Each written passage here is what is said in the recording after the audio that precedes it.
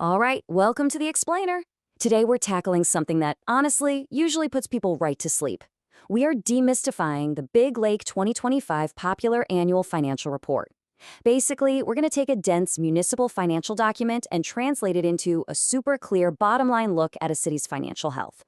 Think of it as the ultimate scorecard. It shows exactly how a young, fast-growing community balances keeping taxes low while still providing top-tier services. It's your civic return on investment, plain and simple. It's a question we literally all ask when we open up that tax statement in the mail, right? You stare at that final number and instantly think about your own wallet. You wonder what real-world value you're actually getting from your local government. Are they managing your money well? Are they saving up for a rainy day? Or, are they drowning in debt? Well, today we are going to answer those exact questions by opening up Big Lake's financial books. We're going to break this whole complex system down using a simple household budgeting analogy, so you know exactly where every single cent goes. Okay, our absolutely crucial starting point today is $5.80. That is the exact cost per day for each household and business to deliver all of Big Lake's daily city services in 2025. Just think about that for a second. For less than the price of a fancy coffee or a quick fast food meal, the city is providing 24/7 police and fire protection, plowing the streets, maintaining 19 different parks, and running the local government. Keeping that daily $5.80 household cost in mind is really going to be our anchor as we go through the rest of this explainer.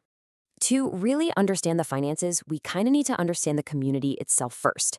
Big Lake is a young town. The median age is actually just 32, and it is growing fast, boasting over 13,000 residents right now. But what's really impressive is the financial bedrock sitting right beneath all that growth. The city has a total net position of $87.9 million. In simple terms, net position is just the difference between what the city owns and what it owes. And that number grew by over $3.3 million in just one single year. That is pretty much the textbook definition of an incredibly strong financial baseline. Now, here's a breakdown that really helps manage expectations. When you write out that big property tax check, it's so easy to assume the city gets the whole thing. But the city of Big Lake actually only keeps about 30 cents of every property tax dollar you pay. The rest is split up. 30 cents goes to Sherburne County, and the largest chunk, 40 cents, goes directly to the local school district. So all those daily city services we were just talking about, the city is funding every single one of them with just a 30% slice of the pie. When we compare these numbers to the wider region, a picture of incredible civic ROI really starts to emerge. Let's look at an average $400,000 home. Big Lake residents are paying $1,508 in city property taxes. But if you compare that to the regional average of comparable neighboring cities, that number jumps up to $1,828.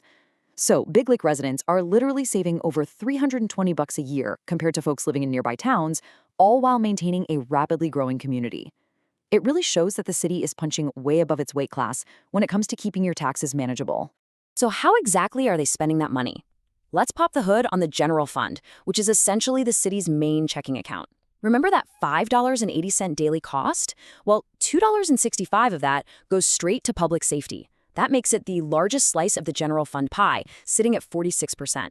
And the return on that specific investment is undeniable. In 2025, Big Lake was once again named one of Minnesota's 10 safest cities for communities of its size. They are funding a top-tier police force and fire department, and honestly, the results are completely speaking for themselves. Looking a bit deeper into this general fund reveals a literal masterclass in disciplined fiscal management. First off, they generated an extra $424,000 in investment income that they didn't even budget for. That's just smart money management. On top of that, their operating expenditures came in over $500,000 under budget. Because they were so incredibly careful with their spending, the city's unassigned fund balance, which is basically the emergency cash buffer sitting in the checking account, is very healthy at $4.76 million. That is well above the city council's required target. Okay, so if the general fund is the checking account, the capital improvement fund, well, that's the city's savings account. This is where Big Lake deliberately sets aside cash for the massive, big-ticket items. In 2025, they had over $7.4 million saved up here. Having that cash on hand allowed them to pay for massive infrastructure upgrades, things like the County Road 43 extension, redeveloping Well 2, and even buying new police cruisers and a fire department ladder truck. And the best part? They did all of that without having to suddenly hike up your property taxes. They save up and they pay as they go. Simple as that. But a city doesn't just run on tax dollars alone. It also runs what are essentially self-sustaining side businesses. These are formally called enterprise funds. We're talking about the municipal liquor store, the sewer system, the water system, and stormwater management. The true beauty of these funds is that their costs are recovered entirely through user fees and charges, not your property taxes. If you use the water, your water bill pays for the water system. It's a great setup because it keeps the property tax burden strictly focused on general civic services. And this brings us to, honestly, one of my absolute favorite kind of quirky civic facts. The municipal liquor store isn't just self-sustaining, it's actually highly profitable. In 2025, the profits from that liquor store allowed the city to transfer a whopping $450,000 directly back into the general fund. Yes, you are interpreting that correctly. Choosing to shop locally at the municipal liquor store actually helped lower the entire community's overall property tax levy. It's just a fantastic real-world example of a city enterprise working directly for the taxpayers' benefit. Now regarding those other enterprise utilities. 2025 did see some shifting rates. Water rates actually went down by 5%, which is fantastic news for residents. However, sewer rates had to increase by 8%. You might be wondering why the difference. Well, it turns out this wasn't arbitrary at all. It was strictly a math equation driven by external mandates. The Minnesota Pollution Control Agency implemented much stricter wastewater treatment standards. Big Lake had to meet those new regulatory compliances and fund expansions for city growth, which is what necessitated that rate increase. All right, let's talk about the city's mortgage, its long-term debt. The numbers here reveal a community that is fiercely committed to paying down its obligations. Just think about this drop. In 2023, the debt sat at $22.5 million. By 2025, they've driven that down to $15.9 million.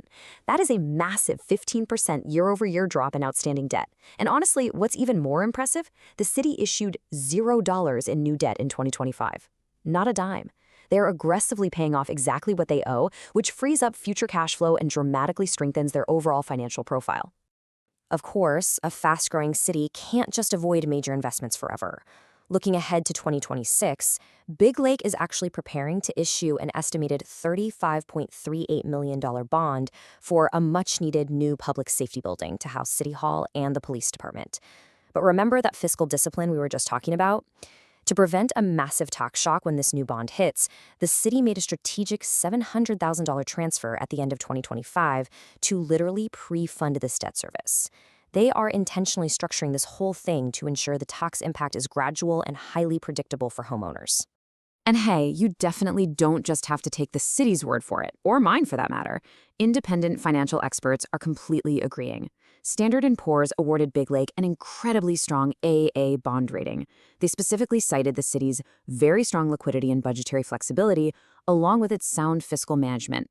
When a major external rating agency hands you an AA rating, it is pretty much the ultimate proof that the city is being transparent, highly responsible, and practicing excellent stewardship of your public funds.